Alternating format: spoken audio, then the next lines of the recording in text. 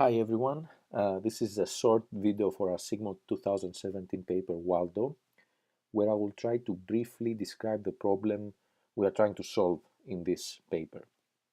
So Waldo focuses on the problem of entity resolution using crowdsourcing. Let me first define what entity resolution is.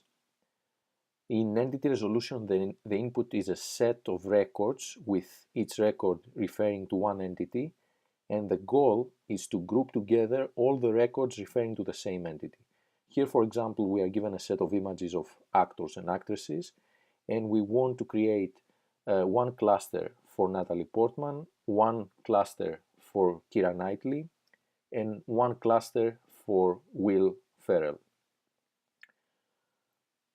An obvious application of entity resolution is in web search, where the information presented on the right when we search for an entity is an outcome of entity resolution with different pieces of information for that entity being aggregated from multiple sources.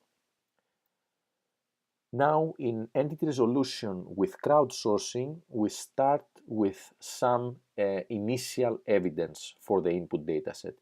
In the example I have here, such evidence could be face landmarks extracted from each image. And using those landmarks, a machine learning algorithm can compute a probability that two images show the same person. And in addition, we also get evidence from humans.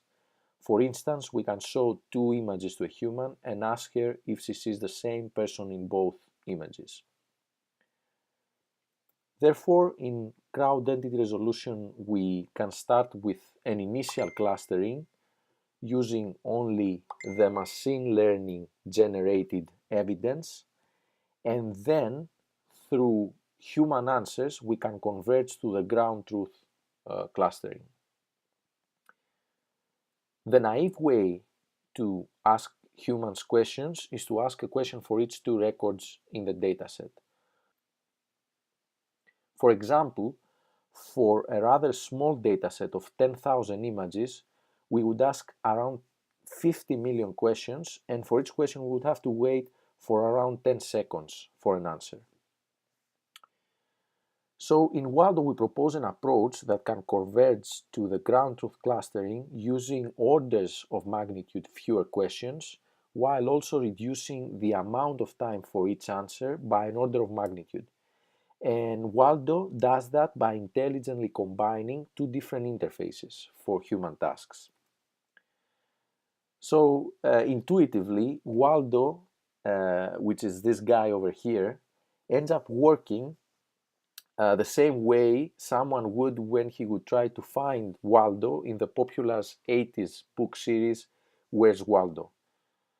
In those books, we were given an image like this one, and we would try to find Waldo. Usually someone would quickly explore the whole space to find promising areas like this one. Unfortunately, the guy holding the yellow package here is not Waldo, so we would have to go back and search for another promising area like this one.